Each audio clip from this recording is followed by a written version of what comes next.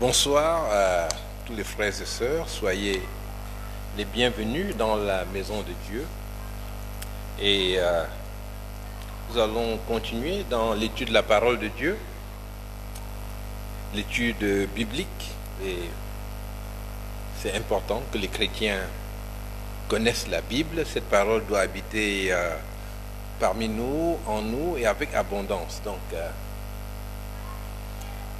étudier la Bible, c'est un but honorable pour une vie. Alors aujourd'hui, nous allons aborder la question du chrétien face au spiritisme, c'est-à-dire aux sorciers, aux magiciens, et quelle est la position du chrétien. Et nous avons intitulé cela plutôt les spirites face à la puissance de Dieu. Parce que en fait, le chrétien ne lutte pas lui-même comme s'il avait une puissance suffisante en lui qu'il peut mettre en mouvement quand il veut. Non, le chrétien est conscient du fait qu'il appartient à Jésus-Christ et que lorsqu'il est attaqué d'une façon spirituelle, eh bien, c'est la puissance de Dieu qui se manifeste dans sa vie en sa faveur. Donc, le Seigneur lutte pour lui. Donc, le sorcier, le spirit, en s'attaquant au Seigneur, en s'attaquant à l'enfant de Dieu, eh bien, rencontre le Seigneur. C'est pour cela que l'enfant de Dieu doit être obéissant à Dieu et ne pas estimer qu'il a acquis une capacité spirituelle tellement forte qu'il est capable de lutter lui-même, n'est-ce pas, contre les puissances du mal. Maintenant, rapidement, disons que la Bible affirme l'existence de la sorcellerie. Je veux dire, quand on dit je ne crois pas à la sorcellerie ou bien je crois à la sorcellerie, ça ne change rien au fait. Dans la Bible, nous avons Moïse qui jette son bâton devant le pharaon et puis son bâton se transforme en un serpent. Le pharaon dit, attends, tu vas voir, il appelle des magiciens qui eux aussi jettent leur bâton et leurs bâtons deviennent aussi des serpents.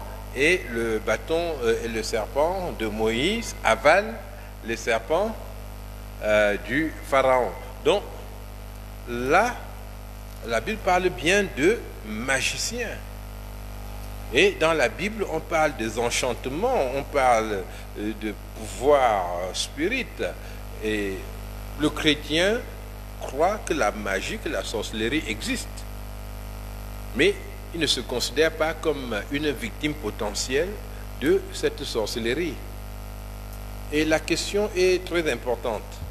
Parce que pour les personnes qui ont été vraiment au contact de la sorcellerie et qui ont vu des choses incroyables, parfois effroyables se produire, qui ont vu mourir des gens à qui le sorcier avait promis la mort et puis ils sont morts effectivement, eh bien, ces gens sont parfois remplis de peur. Lorsqu'on parle de sorciers, ils se disent cela peut m'atteindre et ils cherchent un moyen de se protéger. Certains le font avec certains produits agricoles, n'est-ce pas, comme les oignons, comme l'ail, comme de l'huile. Hein? D'autres le font avec du sel, avec différents produits comme ça, d'autres avec des objets, n'est-ce pas, des croix en bois, des croix en fer, toutes sortes de choses. Et cela ne peut être qu'une erreur parce que la Bible nous dit que Jésus-Christ est venu nous apporter la vérité. Hein? Donc, dans le passé, dans l'Ancien Testament, eh bien, on a eu une ombre des choses à venir, on a eu des symboles. Mais en Jésus-Christ, nous avons la grâce, c'est-à-dire le salut gratuitement. Tout nous est donné gratuitement par Dieu. Et nous avons la vérité, c'est-à-dire la réalité des choses. Ce n'est plus la loi qui était simplement la loi, c'était l'Ancien Testament qui est une ombre des choses à venir. mais nous sommes dans la vérité et Jésus-Christ exige que nous servions Dieu en esprit et en vérité. Donc Dieu doit être servi en esprit et en vérité. Et je vous assure, le sel et l'eau et tout le reste ne peuvent rien faire parce que Dieu veut être servi en esprit et en vérité. Alors nous ne pouvons pas vivre dans l'angoisse, dans la peur d'être attaqués et toutes ces histoires où on entend des croyants qui ont été menacés par les sorciers, ou même on apprend des pasteurs ont été tués, n'est-ce pas, par des sorciers de façon mystique. Eh bien, ce sont des histoires qui n'ont pas lieu d'être. Évidemment, quand nous entendons cela, nous n'allons pas aller accuser celui qui a été tué de n'avoir pas bien cru et tout le reste, mais la parole de Dieu et la doctrine demeurent. Ce n'est pas parce que il y a des gens qui fonctionnent comme des contre-exemples qu'on va croire que la doctrine enseignée par Dieu est prise en défaut. Non, la doctrine est réelle. Elle est absolument vraie. Et donc, sans chercher à accuser les uns ou les autres, ici, nous devons affirmer que la Bible enseigne une victoire absolue de Jésus-Christ sur les puissances du mal.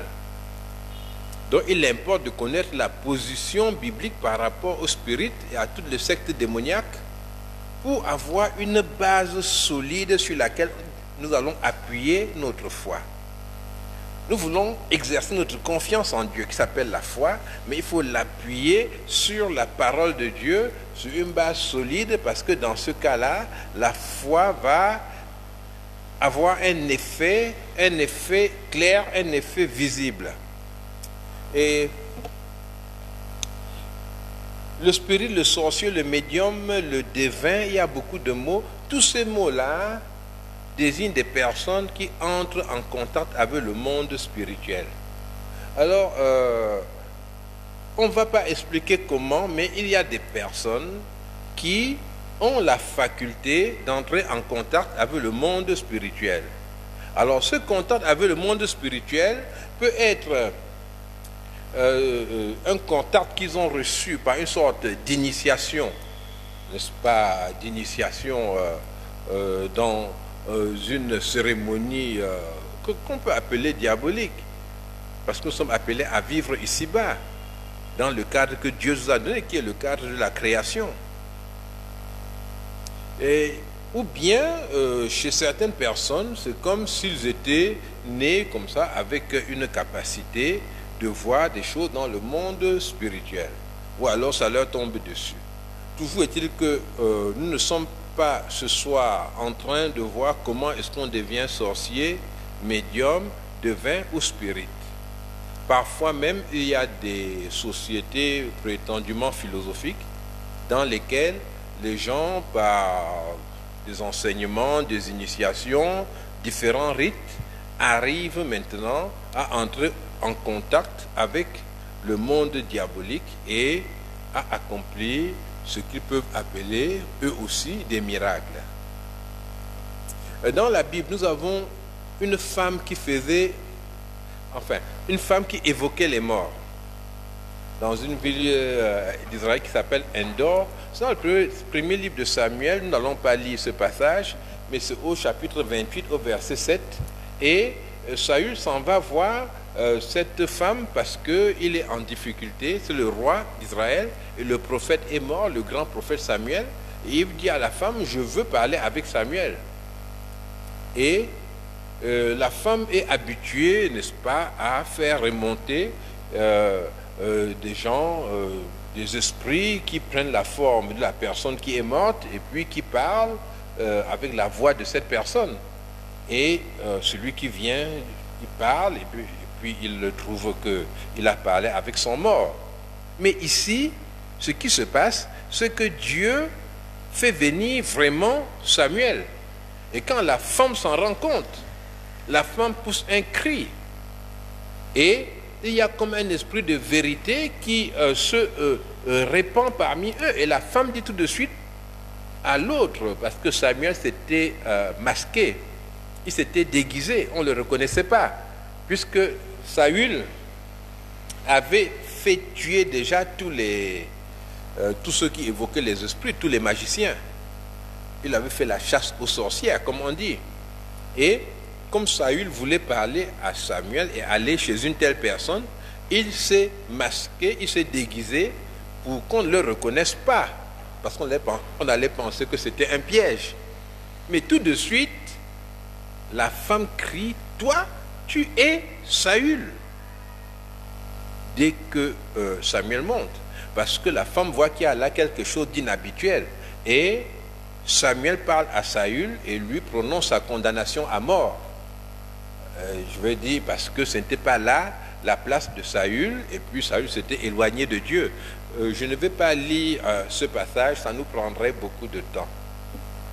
Et il y a un autre exemple dans la Bible, dans le livre des Actes des Apôtres, au chapitre 16, verset 16,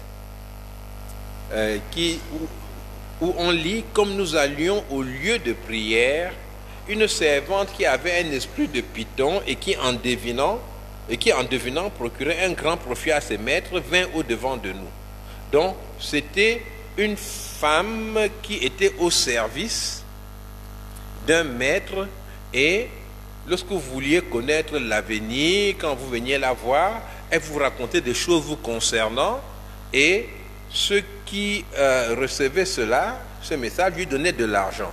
Donc, elle rapportait un grand profit à ses maîtres. Et la femme se mit à nous suivre, n'est-ce pas? C'est Luc qui écrit. Elle s'est mise à nous suivre, Paul et nous. Elle criait, « Ces hommes sont les serviteurs du Dieu très haut, et ils vous annoncent la voie du salut. » Donc, la femme avait aussi un accès à la vérité, en même temps qu'elle était au service d'une puissance diabolique. Et elle fit cela pendant plusieurs jours. Au départ, les autres peuvent trouver que c'est très bien, parce que la femme est connue déjà comme ayant des pouvoirs importants, et voilà qu'elle est en train d'appeler les gens à venir écouter les apôtres. Ils devraient être contents. Et c'est comme s'il y avait un sorcier important qui se mettait maintenant à faire de la publicité pour nous et a dit partout, allez dans tel endroit, on va vous parler de Dieu, ce qu'ils vous disent là, c'est très vrai. Je crois que beaucoup parmi nous ici seraient très très contents, on dirait ça c'est formidable. Certains le prendraient même comme la preuve suprême de ce que nous disons est vrai. Puisqu'il y a des chrétiens qui trouvent, n'est-ce pas, la preuve de leur ministère plutôt dans la bouche de personnes qui ne servent pas Dieu, ce qui est une folie. Paul, fatigué, se retourna et dit à l'esprit, « Je t'ordonne au nom de Jésus-Christ de sortir d'elle. » Et il sortit à l'esprit même. Vous voyez, c'était un esprit malin, et si Dieu nous interdit donc le contact avec les spirites, ce n'est pas pour nous compliquer la vie et nous empêcher de jouir de leur aide, mais c'est parce que l'esprit qui les manipule est un esprit démoniaque et qui se déguise en ange de lumière. Parce que cette femme, par son témoignage, qui était un témoignage vrai, était en train de diluer l'évangile de Jésus-Christ avec les pratiques démoniales, pratiques diaboliques dans lesquelles elle était engagée et qui permettaient à ses maîtres de gagner de l'argent. L'évangile pouvait se développer là-bas, mais il allait prospérer comme étant la secte dans laquelle cette femme travaille, dans laquelle elle est apôtre, ou bien elle est prophétesse. Et là, ça c'est ce qui arrive en général à beaucoup d'églises. Et beaucoup de milieux s'installent avec la Bible et reviennent à la Bible, mais font confiance à des gens qui sont possédés par des esprits diaboliques et qui viennent et pendant un temps disent le même message. Et ils apportent, n'est-ce pas, hein, des chrétiens, ils apportent des gens prétendument convertis. Et finalement, le message est perverti et on assiste à ce qu'on peut appeler un esprit de mélange. Mais en fait, ce n'est pas un mélange, c'est l'esprit lui-même, n'est-ce pas, qui fait le mélange. Ce n'est pas qu'il y a l'esprit de Dieu qui s'est mélangé avec l'esprit du diable, non. C'est des esprits démoniaques qui prennent la couverture de l'œuvre de Dieu et qui se manifestent. C'est pour cela d'ailleurs qu'à la fin du monde, Jésus dit qu'il y a beaucoup de gens qui vont dire, mais Maître, mais nous avons fait des miracles en ton nom. Nous avons prêché en ton nom.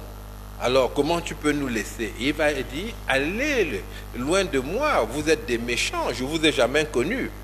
Il le dira parce que ces gens-là n'ont effectivement pas connu le Seigneur, mais ayant une ouverture au monde spirituel, ils ont connu des choses de Dieu qui ont été mélangées avec des choses diaboliques pour finalement empêcher aux autres d'entrer dans le royaume de Dieu. Dans beaucoup de cas, ceux qu'on peut appeler des spirites, n'est-ce pas, sont assoiffés d'argent.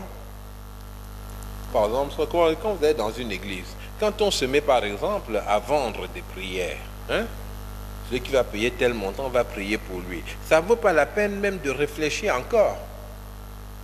Et le Seigneur nous aide par des choses simples, par des moyens simples à discerner, n'est-ce pas, que ces gens ne sont pas avec Dieu. Comment quelqu'un qui a vendu la prière ensuite vous apporte un message que vous prenez au sérieux? Vous n'êtes pas appelé à faire le tri, n'est-ce pas, pour voir, voilà, il a dit ceci venait du diable, là ça venait de Dieu, pas du tout. Dieu nous a donné la Bible et Dieu vous donne la capacité de vous assembler en des églises qui le glorifient réellement et qui sont fondées sur la Bible, sur sa parole. C'est tout. Et là où 2 ou 3 sont assemblés à cause de lui en son nom, mais il dit, il est au milieu d'eux. Et ils peuvent faire l'œuvre de Dieu, le Saint-Esprit habite en eux et ils peuvent annoncer Jésus-Christ et gagner le monde à Jésus-Christ. Donc, dans le cadre d'une évangélisation centrée sur la Bible, nous devons dire, et de façon certaine, que lorsque la piété est considérée comme une source de gain et qu'il y a des miracles, nous sommes en face du spiritisme, nous sommes en face de puissances mauvaises, négatives. Il ne faut pas réfléchir. C'est la marque du diable. Nous voyons donc là qu'il y a une double ouverture chez ces gens. Dans le livre de Job, nous découvrons par exemple que dans la réunion de Dieu avec ses enfants, le diable est présent. Alors on peut se dire comment Dieu peut faire cela? Non. Quand on vous parle de Dieu et d'une chose qui relève de Dieu, il faut simplement accepter cela comme un fait et vivre avec. Nous ne sommes pas capables de juger de ce que Dieu fait, de lui proposer comment il devrait faire les choses. Nous n'avons pas assisté au conseil de Dieu. Alors, cela montre, comme je l'ai dit, que les spirites accèdent à des connaissances vraies sur le plan spirituel, mais restent sous la domination d'un esprit de séduction et sont dans la confusion permanente, ne pouvant distinguer ce qui est de Dieu de ce qui est du diable. Cela étant dit, il y a des personnes qui sont séduites et qui en sortent ensuite. Et il y a des hommes de Dieu authentiques qui se laissent gagner par la séduction parce qu'ils n'ont pas suffisamment considéré les choses, n'ont pas suffisamment réfléchi, ils étaient à la recherche d'un succès devant les autres, il fallait qu'il y ait beaucoup de miracles, des choses comme ça, mais il y en a qui se repentent ensuite et qui reviennent au Seigneur. Alors, pour vous montrer maintenant, dans le temps qui nous reste, la puissance de Dieu dans la vie des croyants, face à la sorcellerie. J'ai pris une histoire dans la Bible qui est une histoire plutôt longue que nous n'allons pas lire dans sa totalité. Et c'est l'histoire de Balaam, qui est un devin de l'Ancien Testament. Et c'était un homme qui opérait entre les pays de Moab et de Madian. Et c'était une sorte de prophète international. Et à l'époque, être international, c'était difficile. Il n'y avait pas la radio, il n'y avait pas la télévision. Les gens allaient à dos de chameau ou à pied. Mais Balaam avait une réputation internationale. C'est-à-dire on venait des autres pays pour le chercher. Alors quel est le contexte là, dans le livre des Nombres, chapitre 22, 23 et 24? Le peuple d'Israël est sorti d'Égypte et il va vers la terre promise. C'est-à-dire vers le pays de Canaan. Ils sont sous la conduite de Dieu. Et sur la route maintenant, ils vont rencontrer des peuples qui ont peur d'eux, qui ne sont pas forcément leurs ennemis qu'ils veulent déloger, parce que le peuple de Moab, par exemple, il n'avait rien à faire avec Israël. Les Moabites étaient des descendants de Lot, et Dieu avait préparé un espace pour les Moabites. Mais les Moabites voient Israël, ils ont peur et ils veulent attaquer et vaincre Israël à la guerre. Donc, ils vont aller voir Balaam qui est dépositaire de pouvoirs mystiques effrayants. Il y a des gens comme ça qui vous effrayent, vous. Hein? Je veux dire, si je prends le nom, par exemple, de l'un des prophètes que vous voyez à la télé et qui font des miracles, hein? Et puis on vous dit, il a dit qu'il va prier pour que tu meurs. Hein? Et tu le vois le dimanche à la télé, qu'est-ce qu'il fait? Il guérit les gens, il ressuscite des morts, hein? Il fait beaucoup de miracles et tu as peur parce qu'il va prier pour que tu meurs. Tu aimerais bien éviter ce choc-là avec lui. Et on te dit, c'est quelqu'un qui manipule des puissants. Dès qu'il parle, ça s'accomplit. Et Balaam avait une capacité particulière qui était la puissance de la malédiction. Dans le livre des Nombres, au chapitre 22, verset 6, il y a Balak, le roi de Moab, qui envoie rencontrer Balaam, n'est-ce pas, qui est un peu à la limite entre Moab et Madian, et il lui dit, viens, je te prie, maudis-moi ce peuple, car il est plus puissant que moi. Peut-être ainsi pourrais-je le battre et le chasserai-je du pays. Il ajoute maintenant, car je sais que celui que tu bénis est béni, et que celui que tu maudis est maudit. Balaam n'est pas le petit sorcier du quartier. Balaam, c'est vraiment le prophète international. Et Israël ne pouvait pas fuir le combat. Parce que lorsque Israël est sorti d'Égypte, Dieu a conduit Israël par un chemin assez long pour éviter qu'il rencontre la guerre en chemin. Parce que Dieu voulait les conduire vers la terre promise et prendre le temps de les enseigner, mais il ne voulait pas qu'ils entrent tout de suite dans des guerres terribles. Et là maintenant, ils ne peuvent pas choisir un autre chemin. Ils ne sont même pas dans les villes de Moab, ils sont en train de passer tout simplement, mais Moab va les attaquer. Alors, cela nous rappelle notre situation à nous aussi. Nous sommes sortis de l'esclavage au péché, n'est-ce pas?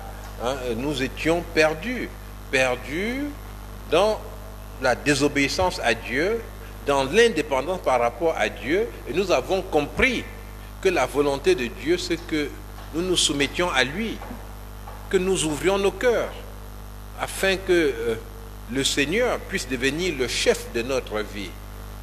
Nous sommes devenus des enfants de Dieu en reconnaissant que Jésus-Christ est mort pour nos péchés et nous avons été entièrement justifiés par cette mort. C'est-à-dire nous avons été rendus justes. Dieu nous a déclarés justes alors que nous ne le sommes pas. Nous avons reconnu la mort de Jésus-Christ pour nos péchés.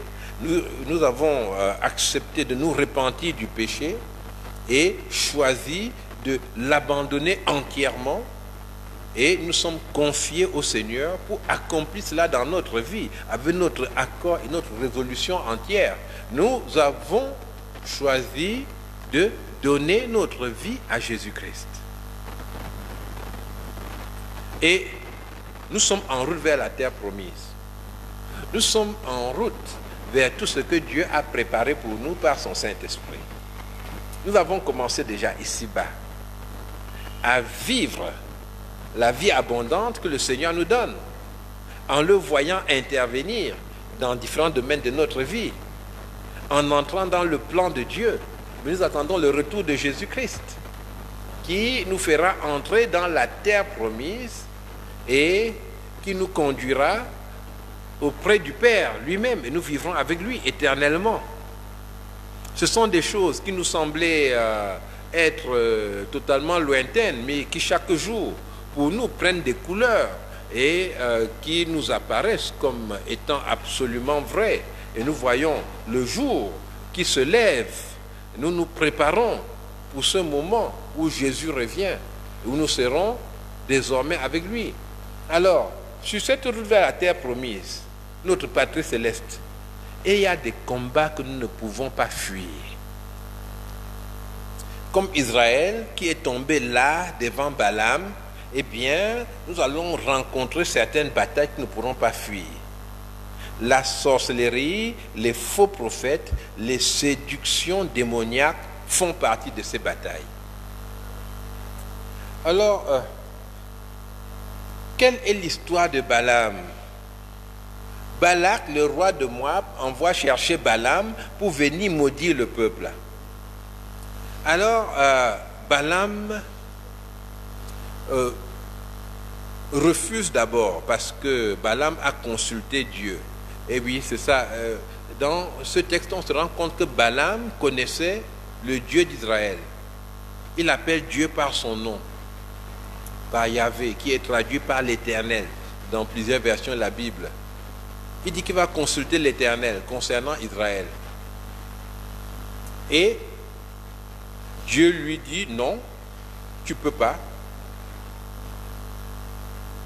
Et là, beaucoup de gens peuvent être choqués. Comment est-ce que Dieu a parlé avec lui? Oui, dans les autres peuples, Dieu parle aussi aux gens. Les autres peuples ne sont pas abandonnés par Dieu. Nous avons tendance à voir dans tous les peuples, sauf Israël, n'est-ce pas, des peuples où Dieu n'existe pas. Mais c'est faux. Dieu agit dans les autres. Dieu parle dans les autres peuples et Dieu intervient afin que le mal ne soit pas amplifié, que le mal ne règne pas partout. Parce que Dieu intervient pour préserver l'espèce, pour conserver la vie, et Dieu aime tous les peuples. C'est ce qu'il dit d'ailleurs à Jonas. Quand Jonas veut que Ninive soit détruit, il dit, mais il y a des gens là-bas, près de 120 000 personnes, et tu veux que je détruise ça, pourquoi? C'est vrai que Dieu a tant aimé le monde, pas seulement Israël, Dieu a tant aimé le monde. Alors Dieu lui dit, ne pars pas.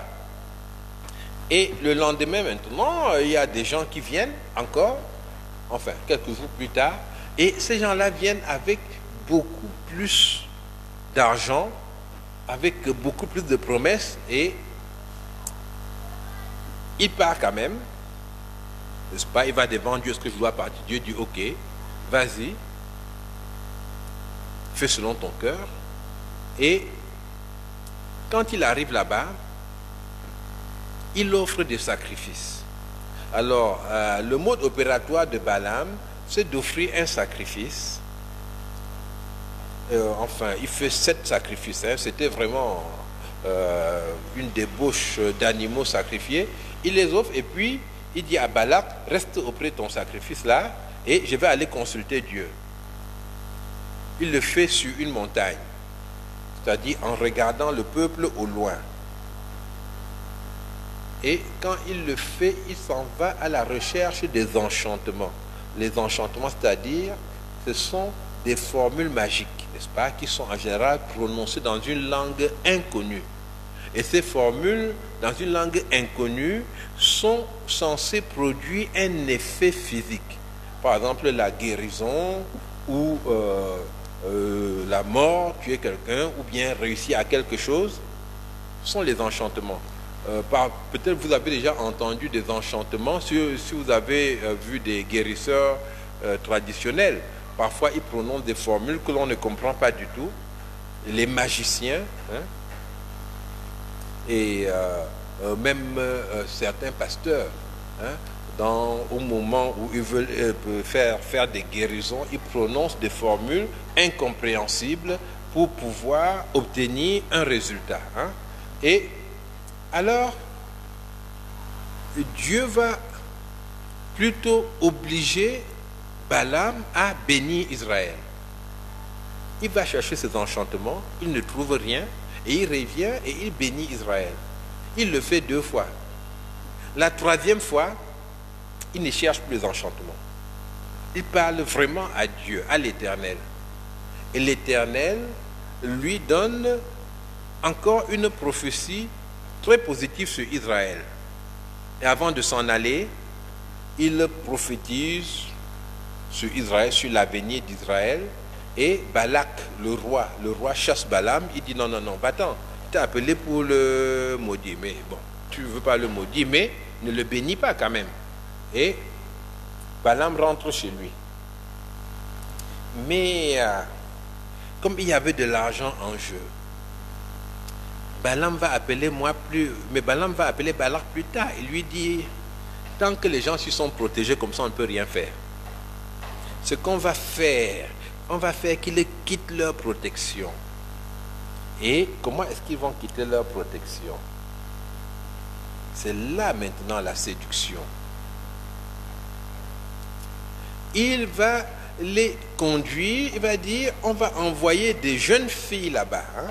Apocalypse 2,14 parle du plan de Balaam. Apocalypse 2,14. Mais j'ai quelque chose contre toi. Ce que tu as là, des gens attachés à la doctrine de Balaam, qui enseignaient à Balak à mettre une pierre d'achoppement devant les fils d'Israël pour qu'ils mangent de viande sacrifiée aux idoles et qu'ils se livrent à la débauche. Donc, en langage plus simple, hein, Balaam va dire, envoyons des jeunes filles là-bas et ils vont tomber dans la débauche et leur Dieu n'aime pas ça. S'ils sont débauchés, Dieu ne sera pas content d'eux et ils seront prenables. Hein?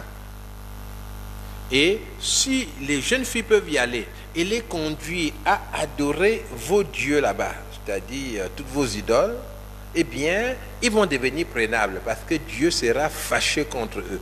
Donc, pour les vaincre, il faut les déconnecter de Dieu. Voilà le plan de Balaam. Et justement, le but de ce message, c'est de mettre en évidence ce plan de Balaam. Et il y a quelques versets, mais il y a un verset qui résume très bien le plan de Balaam. Je vais vous le lire. C'est dans le livre des Nombres au chapitre 23 et les versets 21 à 23. Nombre chapitre 23, versets 21 à 23. Il n'aperçoit point d'iniquité en Jacob, il ne voit point d'injustice en Israël. L'Éternel, son Dieu, est avec lui, il est son roi, l'objet de son allégresse. Dieu les a fait sortir d'Égypte, il est pour eux comme du buffle. L'enchantement ne peut rien contre Jacob, ni la divination contre Israël. Alors, Balaam dit, que Dieu ne voit aucune faute en Israël. Mais est-ce que c'est possible qu'il n'y ait aucune faute en Israël? Mais c'était un peuple de pécheurs. Quand nous lisons tout le problème qu'il y avait là-bas, personne ne murmurait autant que Israël dans le désert. Mais il est dit, il n'aperçoit point d'iniquité en Jacob. C'est-à-dire que lorsque le peuple de Dieu marche à la suite de Dieu, eh bien, Dieu le justifie. Justifier, c'est-à-dire que Dieu le déclare juste alors qu'il ne l'est pas. Ce qui fait que Dieu, je ne vois rien, je ne vois aucun problème. Et c'est notre cas. Nous avons été couverts par le sang de Jésus-Christ. Et son sang nous a purifiés de tout péché. En sorte que lorsque Dieu nous regarde, ce qu'il voit avant tout, c'est le sang de Jésus-Christ. Donc pour tous ceux qui acceptent de se soumettre au Seigneur, de marcher avec lui, quel que soit leur degré d'imperfection, eh bien, Dieu ne voit point d'iniquité en eux. Ce qui fait que le sorcier ne voit aucun endroit où s'accrocher. Il n'y a aucun moyen pour Balaam de réussir à maudire ce peuple, parce que quand on les regarde, on ne voit rien, il n'y a rien qui puisse les lier au diable. Voilà le gros problème de Balaam. Et il précise encore que c'est un peuple qui est dans l'allégresse, c'est un peuple qui est joyeux. Voilà ce que Dieu fait pour Israël. L'Éternel, son Dieu, est avec lui, il est son roi, l'objet de son allégresse. Et il ajoute que ce sont des gens qui sont très forts. Dieu les a fait sortir d'Égypte, il est pour eux comme la vigueur du buffle. C'est-à-dire que, si vous voulez le choc, ils sont là, n'est-ce pas, hein? Faites attention. Hein? Ils sont lancés, ils sont capables. Mais il décrit là un peuple qui est faible, qui n'a pas toutes les armes qu'il faut. Mais voilà ce que Dieu donne comme l'image externe de ce peuple. Et voilà l'image externe que Dieu a de nous. Et maintenant, il y a cette parole. L'enchantement ne peut rien contre Jacob, ni la divination contre Israël. Remplacez Jacob et Israël par vous-même. Lorsque je suis en Jésus-Christ, ou bien moi qui suis en Jésus-Christ, eh bien, l'enchantement ne peut rien contre moi. C'est-à-dire les formules que l'on va prononcer dans des langues connues ou inconnues contre moi ne peuvent pas m'atteindre. La divination, c'est-à-dire tout ce qu'on peut passer le temps, soit avec les coris ou autre chose, n'est-ce pas, à fabriquer contre moi, ne peut pas m'atteindre. C'est ça la prophétie de Balaam. Ce sont les paroles que Dieu met dans sa bouche, alors qu'il voulait les enchantements. Je vous invite à connaître les versets 21 à 23 par cœur. Je vais les relire. Il n'aperçoit point d'iniquité en Jacob. Il ne voit point d'injustice en Israël. L'Éternel, son Dieu, est avec lui. Il est son roi, l'objet de son allégresse. Dieu les a fait sortir d'Égypte. Il est pour eux comme la vigueur du buffle. L'enchantement ne peut rien contre Jacob, ni la divination contre Israël. Et voilà pourquoi Balaam, pour pouvoir vaincre le peuple, doit utiliser une technique de séduction pour enlever cette cuirasse, ce bouclier qui couvre le peuple. Et c'est ce que le diable fait avec les enfants de Dieu. Pour pouvoir vous atteindre, il doit vous séduire. Il doit tout faire, par exemple, pour détruire la vie de prière. Par tous les moyens. Par des occupations, par des visites, parfois même par des maladies, des choses qui vous permettent de justifier, de ne pas pouvoir vous approcher de Dieu. Et lorsque vous avez laissé tomber la vie de prière, il y a différents péchés dans lesquels il veut vous conduire. Faites attention à la séduction. Quand on est séduit et qu'on s'éloigne du Seigneur, on devient vulnérable aux attaques des sorciers. Je ne dois pas vous tromper. Je ne peux pas vous dire que le chrétien fait n'importe quoi et puis rien. Non, le chrétien doit rester en Jésus-Christ. Si vous quittez la protection que Jésus vous donne, eh bien, vous serez vulnérable aux attaques du diable et il pourra vous faire beaucoup de mal. Vous pouvez devenir les victimes des sorciers, les victimes des spirites, si vous quittez la sécurité qui se trouve en Jésus-Christ. La sécurité qui se trouve en Jésus-Christ, c'est de demeurer avec lui, de s'attacher au Seigneur, de maintenir cette vie de prière, cette relation forte avec lui, qui fait que vous avez en permanence cette position de justification en Jésus-Christ. Un enfant de Dieu apprend à prier Dieu, à lui demander pardon pour les fautes qu'il a faites.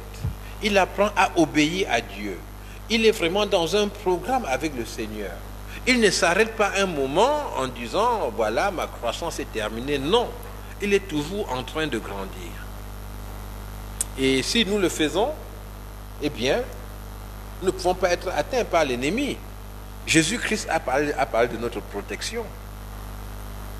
Jésus dit, parlant des enfants de Dieu, de ceux qui connaissent le Seigneur, dans l'évangile de Jean, au chapitre 10, au verset 28, il dit, « Je leur donne la vie éternelle, et elles ne périront jamais, et personne ne les ravira de ma main. » Personne ne les ravira de ma main. C'est une vérité que nous pouvons saisir par la foi en Jésus-Christ. Il ajoute, « Mon Père qui me les a donnés, ça c'est le verset 29, est plus grand que tous. Et personne ne peut les ravir de la main de mon Père. » Donc, nous avons une sécurité parfaite en Jésus-Christ. Nous avons des certitudes. Nous sommes hors de la portée des spirites, des magiciens, des sorciers. Nous sommes hors de leur portée en Jésus-Christ. Ils ne peuvent pas s'installer chez eux et décider d'atteindre un enfant de Dieu qui marche avec le Seigneur. Donc, au lieu de vérifier qu'il n'y a aucun trou dans la maison par où le sorcier va passer, nous devons vérifier que dans notre vie, eh bien, nous avons ouvert tous les canaux au Seigneur et que nous lui avons dit oui dans tous les domaines de notre vie, dans ce qu'il attend de nous. Et nous a montré que c'est une chose tout à fait possible. Donc, ce ne sont pas les prières, le parler en langue, les onctions d'huile et de tous les autres aliments qui existent, ou même le fait de fuir, ce n'est pas cela qui va te protéger des sorciers. Ce qui te protège des sorciers, c'est ta relation avec Jésus-Christ.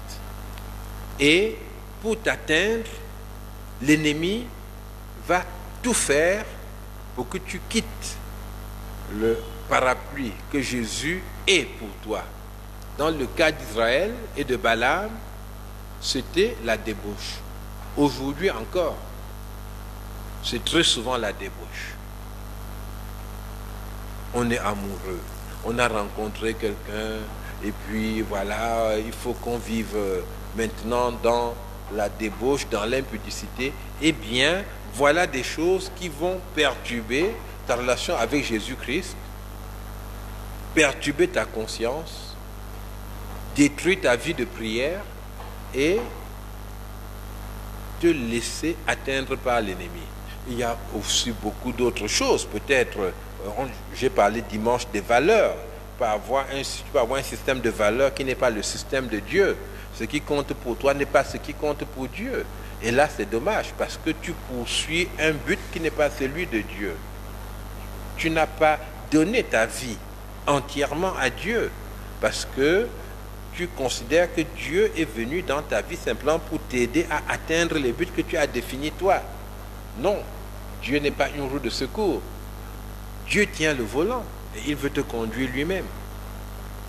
Donc, la prochaine fois, je vais revenir sur un thème que j'ai eu à aborder il y a quelques mois ici, qui est le thème des malédictions ancestrales. Je vais l'aborder parce que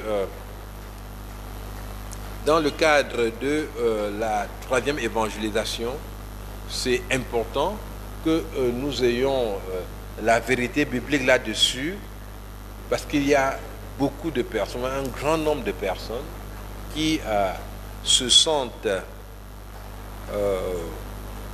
sous la malédiction familiale, ancestrale, et d'autres aussi qui ont une sorte de sécurité surfaite, mais qui en fait sont en train de vivre une malédiction familiale et qui le vivent effectivement et qui devraient songer à saisir la main de Dieu pour sortir de la malédiction familiale sous laquelle ils se sont volontairement placés.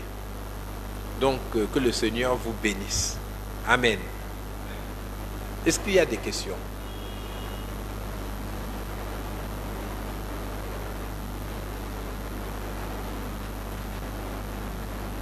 Donc, sentez-vous libre. Hein?